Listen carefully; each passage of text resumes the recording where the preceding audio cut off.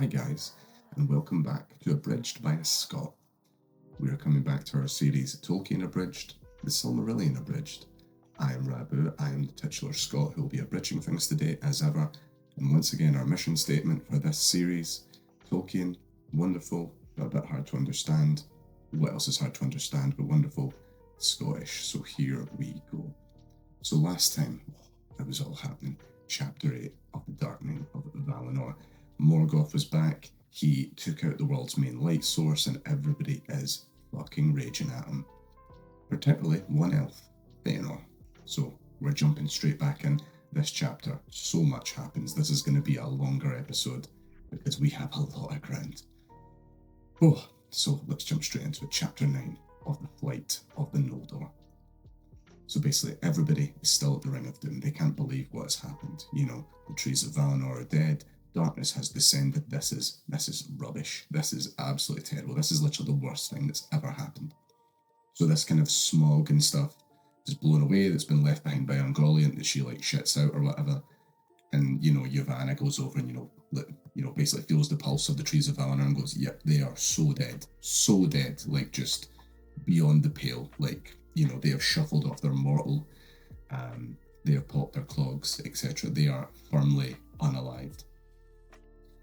But she has a thought and she goes, well, I currently can't do anything for the trees as it is, but if we were to have some kind of little, kind of portion of their kind of life energy, their light source and stuff, then I could pour it back into the trees and they could come back to life.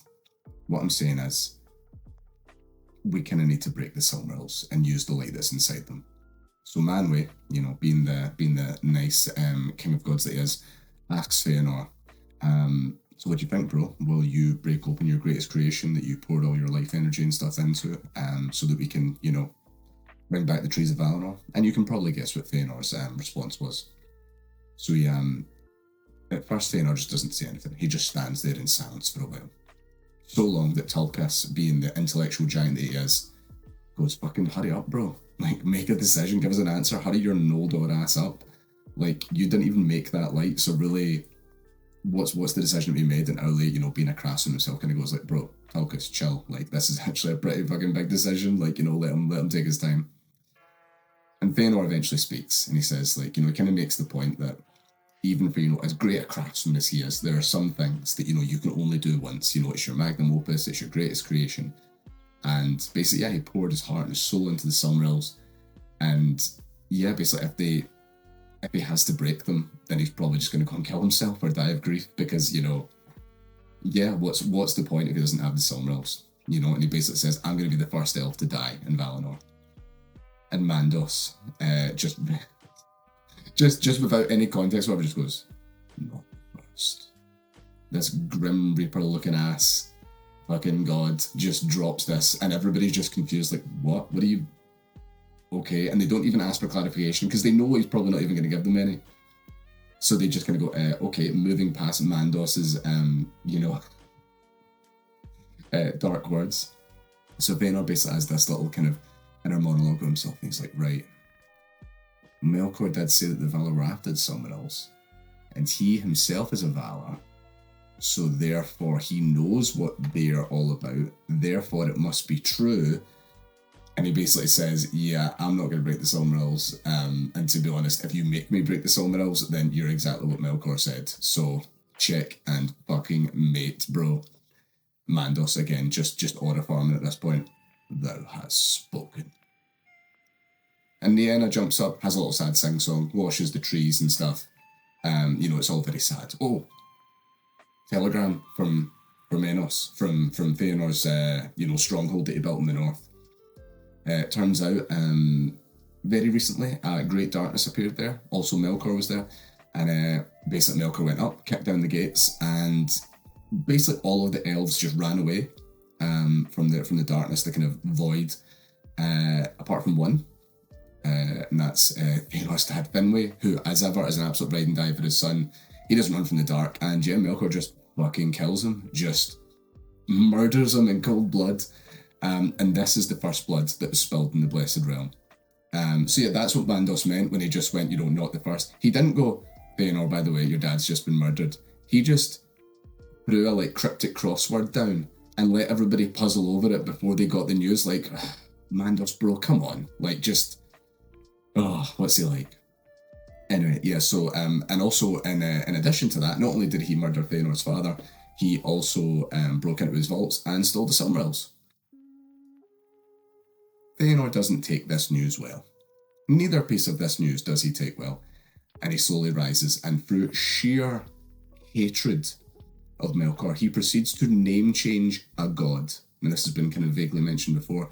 So basically he stands up and he just straight up renames Melkor, and all the elves will forever call him by this name instead for the rest of eternity. So Melkor will now be known as Morgoth, the Black Foe of the world. So yeah, just that is some fucking hatred when you literally just, for the rest of eternity, this is it. This is your new name, bro. It's super metal, but yeah, okay. And yeah, he also kind of, he curses Manwë and basically goes like, God, like, you're the one who brought me here to, like, this meeting and stuff. Like, if only I'd been there, I could have helped my dad and stopped doing that. Also not realising that, like, bro, Manwë totally saved your life because Morgoth 100% planned to turn up to kill you, his, like, greatest enemy, and then to steal your jewels and shit. Like, you should really be thanking Manwë for this. But yeah, he then like just kind of starts crying and runs away into the night because Feanor, as well as being proud, is also kind of like a little bitch sometimes. But it's been a hard time for him. And now everybody's crying. Yavanna's crying. Everything's gone to shit. Like, maybe if Feanor hadn't said, like, maybe if he'd said yay at first, then maybe like things could work out well. But it seems like everything's pretty fucked. And to be honest, she's pretty spot on. But anyway, back to Morgoth and Ungoliant. So they're in the north. They managed to escape across the grinding ice, the Helcaraxa. And this whole time that they're running, Morgoth's kind of looking over his shoulder and he's going, "Fuck, she's still there." God, like he's like, he's stopping and going, "Oh, I need to go and take a leak," and Ungoliant's like following him to take a leak and stuff, like to make sure he doesn't run away because she really obviously knows what he's trying to do. Keeps trying to give her the slip. But so they come back to Middle Earth. They touch down, and Morgoth's like, "Cool, we'll just head over here," because he's, wanting to go to like the ruins of Angband. Yeah, Ungoliant kind of really obviously see, like, for all he is like the kind of dark god king of the world that he claims himself to be, Morgoth's not really like. Sometimes he's very subtle, and other times he's about as subtle as like a harpoon to the thorax. So yeah, Ungoliant stops him and goes, "Blackheart," because everybody's just given Morgoth's sick names now. "I still hunger." And Morgoth's like, "Bro, are you fucking serious? Like, do you want to eat the whole world? Like, come on." Like, he's like, no, let's be serious here. Like, no, I don't want to eat the world, but I'll have that stuff in your hands. Remember when you promised that you would give me the stuff from both your hands? So yeah, Morgoth's like, "Fine, okay, cool. I'll get rid of her maybe." And he takes all these gems out of his left hand, passes them over one by one. Ungoliant's just nom. All these beautiful gems gone forever, both into this darkness. But very obviously, Morgoth is not opening his right hand, which you can probably guess what's in his right hand. So in his right hand is a crystal casket holding the Silmarils, and even though it's in a crystal casket, they're still burning his hand, because remember, these things have been like hallowed and blessed and stuff, and no unclean hand can ever touch them, etc. But yeah, Morgoth essentially goes, "Right, I have had enough. You're cut off. Like, these are mine. Like, this was the whole point of this. Like, just gonna fuck off. Just gonna leave me alone, you big fucking spider bitch. Like, come on, please give me a break. I've had a hard day." Really, he's not really had that hard a day. But also just like, he kind of like helped it. Like, he passed some of his power into Ungoliant to help her with this whole like, spewing out the void thing and all that. So like, and also, if they're running across the Hellcracks and stuff, like, Morgoth's pretty knackered. You know what I mean? He's not doing so good.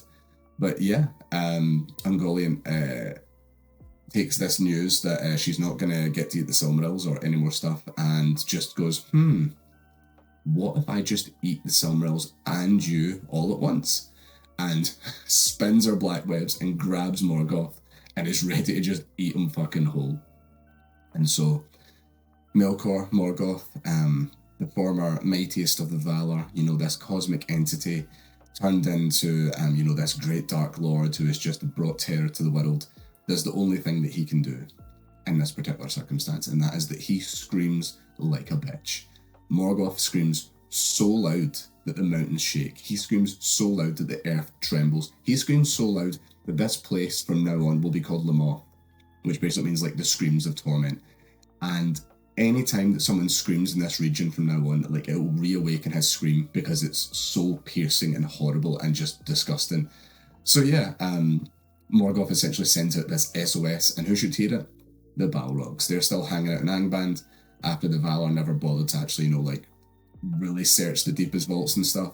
They come running out, fucking the boss man's back, here we go, boys. We knew it, we knew he'd stay faithful, we knew he'd be back for us. So they come out with their fiery whips and they chase Ungoliant away. Fucking get off him, you big kid, fucking come on. Well, she runs away south. Tolkien kind of gives us a little rundown of what's going to end up happening to her. Her part in this story is essentially done. She is going to find like other spider creatures to mate with at some point, and then in years and years gone by, or in years and years in the future, she is going to eventually devour herself in her final kind of hunger. So pretty ironic. But so that's Ungoliant. But back to Morgoth. He is back in the game. Here we go, boys. We're all back together. He's fucking high-fiving all the Balrogs. Yeah, I told you I'd be back, boys. You think they could hold me? You think the Valar could hold me? And they're all having a great time.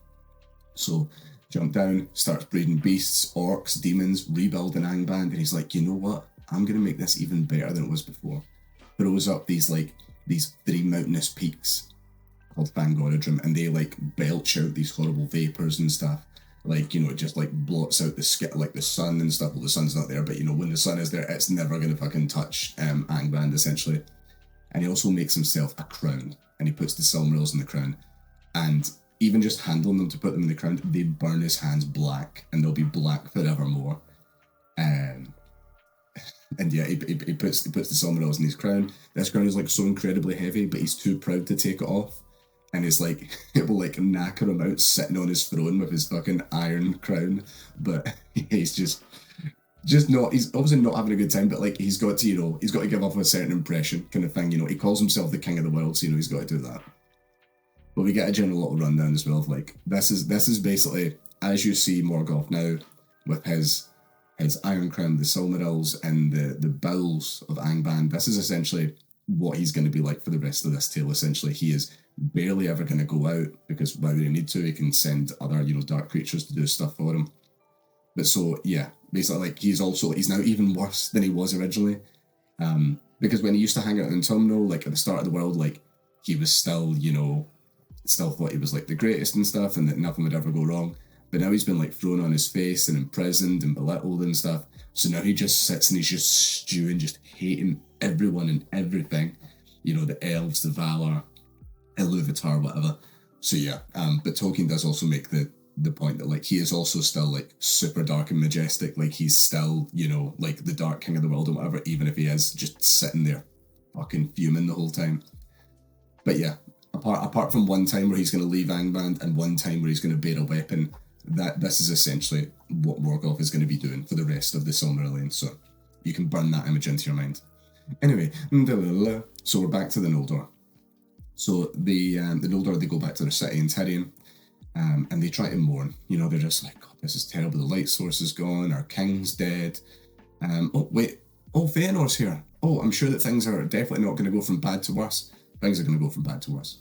So Feanor basically, he does this speech, and it's a full on Martin Luther King, just speaking to everybody's hearts. What a promo. Basically, gets everybody fucking riled up. Basically goes, everybody come to the court of the High King, fuck this exile order, I don't care if I'm meant to be exiled, my dad's dead, I'm going full rebellion, fuck the Valar, all my homies hate the Valar. Just goes, just this full on, Austin 3:16 speech, riles everybody up, claims the High Kingship, my dad's dead, well, now I'm in charge, and in my opinion, the Valar couldn't organise a piss up in a brewery, they couldn't even keep their main light source safe, never mind us, and you want to put your faith in these guys? I don't think so. Also, Morgoth, our greatest enemy, who just killed our king, is one of them. Even if, he hadn't ran away with my greatest treasures ever, I wouldn't stay here with his family, the rest of his kin, we've lost our king, and what else are we going to lose, you know? Like, there was light here before that the Valar had, but they only kept it for themselves, you know? That should be an indication of the kind of gods that we're dealing with here. Like, should we just stay here and mope? Or should we go back to our home? Fuck the Valar. Let's go back to our home. Let's go back to Middle-earth. Come on, you know, that's the place where we came from. That's where we belong. You know, come with me. You know, and basically just spews out all of Morgoth's lies that he's already told about how the Valar are holding him prisoner and stuff. He also drops the men bombshell, which there are still some else who don't know that men are coming and are just like, wait, what? What do you mean there's another race that are going to take over the place where we came from? What? What do you mean? Who are these people? But yeah, so Feanor's basically just like, it's going to be, I'm going to level with you. It's going to be super tough, like so tough. Like, barely pack anything but pack your swords, because God knows we are going to fight. We're going to go back to Middle-earth. We're going to kick Morgoth's ass. We're going to take back the Silmarils, and we're going to have super awesome Elven Kings forever. Here we go! And then he signs off with something that is going to be very, very, very important for the rest of this book. And it's the Oath of Feanor. So his 7 sons jump up and they you know, join him immediately. And essentially they swear darkness and pain and, you know, unhappiness on anyone. Literally anyone who holds a Silmaril from them, who, like, you know, who has a Silmaril and doesn't immediately give it back to Feanor or his sons. Like, good or evil, great or small, any type of creature, whether they be Valar, men, elf, whatever, like, eternal darkness upon them.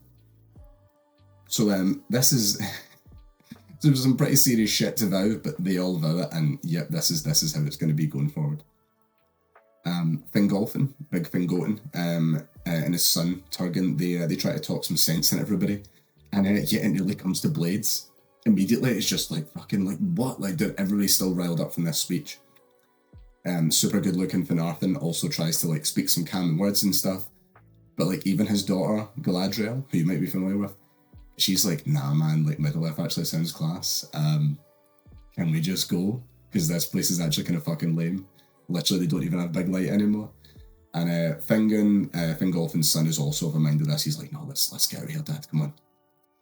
So eventually Feanor wins the debate. And Finarfin has like one last little cry about it and stuff. But the vast majority of the Noldor are like good to go. They're like still riled up and they're still, here we go. And Feanor's like driving them to like, just let's do it, don't even think about it, let's go. Because he knows that if cooler heads prevail and they start to think about it, they'll go, oh wait, this is actually a super fucking bad idea. This has actually been planned really badly by a fucking madman who's lost his dad and his greatest treasure, who might not be thinking clearly. Yeah, and also Feanor's worried that the Valar will, like, you know, basically like step in or whatever.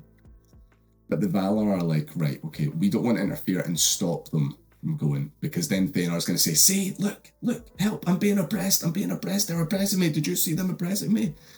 But also they think, there's no way that this guy can keep this going. Like, there's already dissenting voices, like, it's all going to break apart, everything will be fine, and they'll come back, it's all good. There's also the immediate issue that springs to mind here, which is that, yeah, the vast majority of the Noldor want to leave.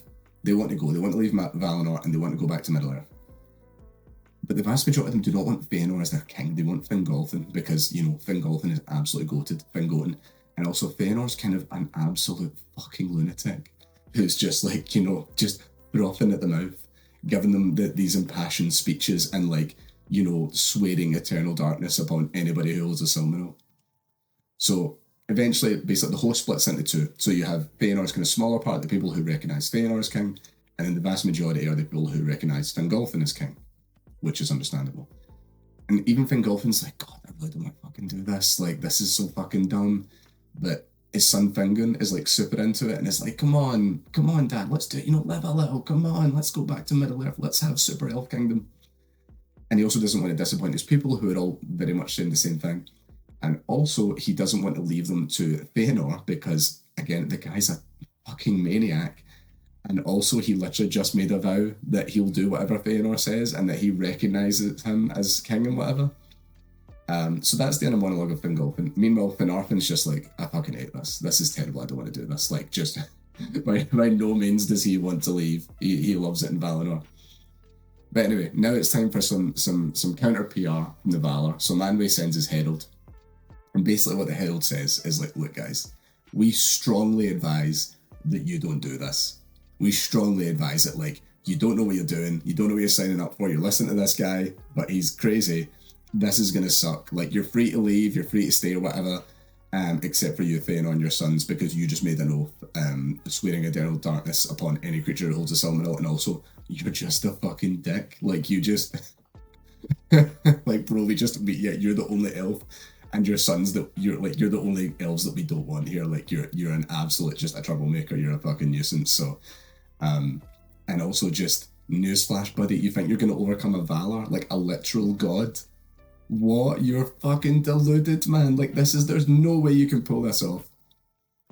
And Fëanor doesn't even, like, he responds, but he doesn't even respond to the herald at first. He just turns to his people and goes, do these guys think that you're just going to leave me, your king, on their own?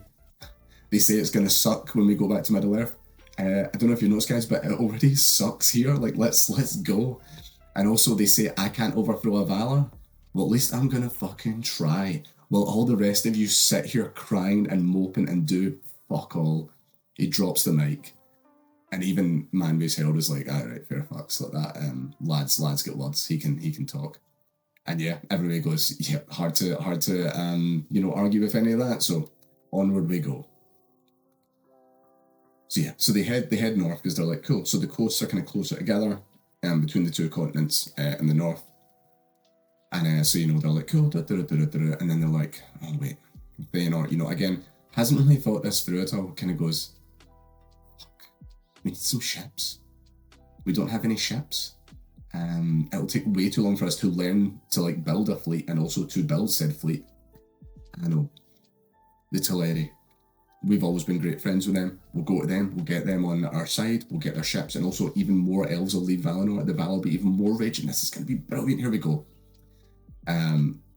So he goes to the Teleri on the coast, and he makes his pitch, and the Teleri are just like,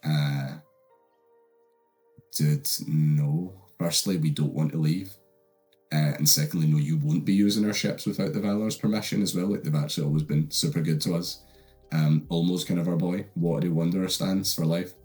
And yeah, we just kind of trust that everything will, like, the Valar will sort this out. Like, they'll go after Morgoth. Like, it'll be fine. Like, it'll be sound. And Fëanor, as ever, does not take this news well. And basically just drops a bunch of slurs and is like, you fucking filthy fish eaters would still be living in huts if it wasn't for us. Like, we gave you everything you have and blah, blah, blah. Amazing PR as ever from Fëanor. And the Teleri are just super cool about it. Like, look, we're still friends. But as friends, we're advising that you are being so dumb. Like, so fucking stupid. So don't try and get us, like, wrapped up in this. Also, when we became friends with the Noldor, you weren't speaking for them. It was Finwë, your dad, who was actually super chill. You were just kind of a lunatic. Also, you might have given us some nice stuff, but you didn't build our awesome white ships that you want. So, yeah, jog on. Essentially, is what they tell Fëanor. So Fëanor goes and he has a bit of a think, and he convenes with his sons. And you can be pretty much certain that if Fëanor is about to go and have like a secret council of his sons and decide something, a really bad decision is about to be made. So the particular decision they make in this case is, what if we just take the ships? What are they going to do? What are these fucking fish eaters going to do to stop us? It turns out they're going to throw a bunch of them in the sea. So the Teleri fight back because they're like, you're not taking our ships, bro. We literally told you this. Like, this is they're sacred to us. They're not for you. So it turns out this full-scale battle, the Teleri managed to throw the Noldor back like a bunch of times until Fingon, who's leading, the front of Fingolfin's host, turns up, sees this big fight and is like, those fucking Teleri, they must be fighting on the side of the Valar. They're stopping us leaving. Oh, come on, boys. So they all, like, pile in. And yeah, basically just kill a bunch of these poor sea elves who have not done anything wrong apart from trying to stop their property being stolen. And yeah, so they take their ships. They go northward. And Olwe, who's the king of the Teleri, asks Ossi, the sea spirit, who brought them here for some help. And he's like, sorry, bro. And orders from the top, like the Valar say we're not to stop them under any circumstances. Weenan, the female sea spirit, though, is like, I think there's a technical thing here. Like, I might not stop them, but the sea might. And she riles up the sea and sinks a bunch of the ships and stuff. So good for Weenan, that's it. But anyway, So the majority of them, again, they've managed to come through this like pretty unscathed, relatively. So they continue north. And suddenly this mysterious dark figure appears on like a fucking mountaintop near them. And essentially it's Mandos, it's the Grim Reaper himself, doing his usual fucking aura farming gimmick. And he speaks one of the most metal passages in the history of literature. And I'll give you 3 tiers of this. So I'll give you the full wording because it's just so good. Then I'll give you the medium version of what it means, and then I'll give you the really, really short version of what it means. So allow me to just get my copy of the Silmarillion and put my microphone down. So, Mandos speaks to the Noldor. Tears unnumbered ye shall shed, and the Valar will fence Valinor against you and shut you out, so that not even the echo of your lamentation shall pass over the mountains. On the house of Fëanor the wrath of the Valar lieth from the west unto the uttermost east, and upon all that will follow them it shall be laid also. Their oath shall drive them, and yet betray them, and never snatch away the very treasures that they have sworn to pursue. To evil end shall all things turn that they begin well, and by treason of kin unto kin, and the fear of treason shall this come to pass. The dispossessed shall they be forever. Ye have spilled the blood of your kindred unrighteously, and have stained the land of a man.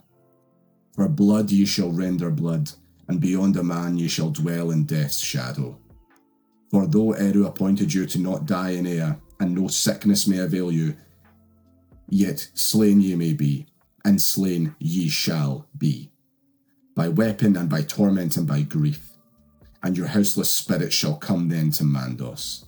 There long shall ye abide, and yearn for your bodies, and find little pity, although whom ye have slain should entreat for you.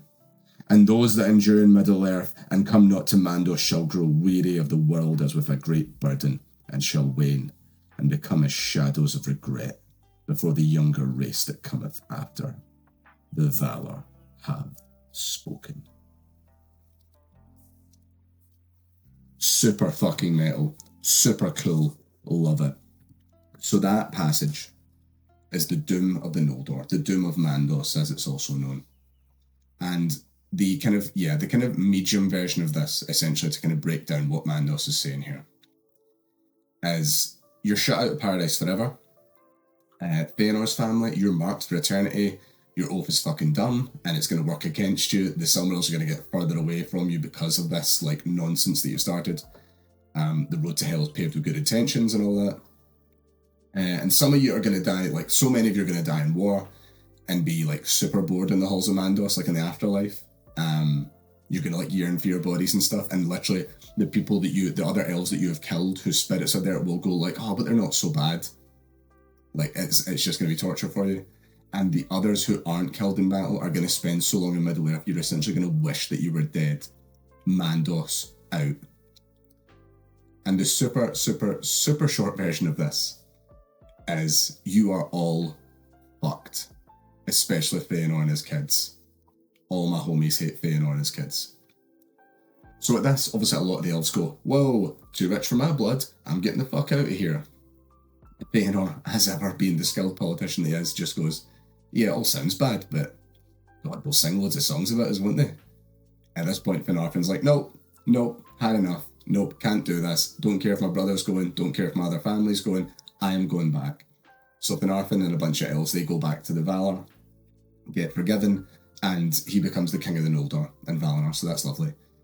But literally, even Finarfin's sons basically call him a scab and go, fucking, I can't believe that you've abandoned us, blah, blah, blah. And they keep marching on, because they're, super good pals with Fingolfin's kids. And Fingolfin's kids, Fingon and Turgon, are, so hyped for Middle-earth and are just yeah, we set our minds to it, we're gonna fucking do it, Super Elf Kingdom, here we go.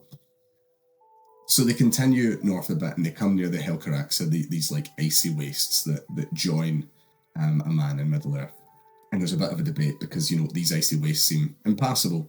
And also, they have too few ships left to, take everybody across at once because, a bunch of them got, destroyed in the battle and then Wainin, sank a bunch of them and stuff. And also, there's some murmurs now against Fëanor, basically going like, God, this fucking guy. It's mainly from Fingolfin's part of the host going, this fucking guy, like, we had it good, and yeah, there was some bad stuff, but like, God, like, it's only going to get worse with him in charge. So Fëanor and his sons have one of these councils again that you just know is going to produce a horrific outcome. And Fëanor and his sons just decide, what if we just take the ships? So Fëanor and his sons, and like anybody else that Fëanor deems faithful to him, they just like sail off in the night. They take the ships and sail to Middle Earth. So they sail across, no real issues, nice wind and stuff. You get to Middle Earth, and Maedhros, who's Fëanor's like eldest son, goes, sweet, oh my God, we made it, that's fucking great, look at us, we're back in Middle Earth, this is, it's all going to be great from now on. Cool, Dad, how many ships and stuff are we going to send back? Like, who do you want to send back with the ships so that we can bring everybody else across? And Fëanor's like, that's really interesting. I have a slightly alternate take though. Firstly, fuck those guys, and secondly, burn the fucking ships. So yeah, they just set the ships on fire. They just decide, yeah, fuck those guys for speaking against me. They're not faithful, we don't need them. So yeah, they just set the ships on fire. And the host of Fingolfin and stuff like across the sea see this fire and go, fuck, we've been absolutely played like a belter here. And Fingolfin knows that basically he's been left with two options here, which is stay in the kind of wastes where they are just now and die eventually, or like go back to the Valar and like beg for forgiveness. Fingolfin, on the other hand, being Fingoten, is just like, alternate take. What if we just cross the fucking Helcarax? What if we just go across these icy wastes that we thought were impassable? And they do it. Fingolfin's host, they make their way across this Arctic fucking hellhole. And so many elves die, like, just, obviously, like, because of, like, the mists and, like, falling in icy water and, like, just the harsh conditions and stuff. Like, some of them die, but Fingolfin's people do make it. They make it across, like, this crossing because they are still, like, the hardiest people ever. Like, they are the Noldor. They are fresh out of paradise. They don't have the weight of the world on their shoulders yet. And they are just fucking goated, essentially. So Fingolfin's people, they're going to touch down on Middle Earth at the first rising of the moon, and they are going to have a score to settle, believe me. So that's the end of this chapter. I know it's been a long one, a bit good, like, like double the kind of length of these other episodes, but worth it. Great chapter. So much happens and stuff. We've covered a lot. Obviously, if anyone has any questions or queries, etc., and listen to this episode,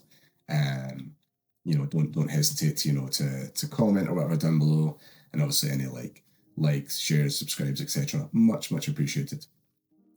So the next episode of Abridged by Scott, we are gonna be covering the next chapter, which is of the Sindar. So we're going to be changing things up slightly here. We've been following the Noldor and Valinor for quite some time. We're going to check back in with some of the elves who remained in Middle Earth.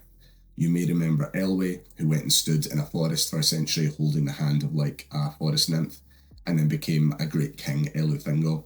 We are going to check back in on his people and what's been going on over there next time. So hope you guys enjoyed this episode. I hope you join me for the next episode. It's been an absolute pleasure as always. Thanks guys. Bye.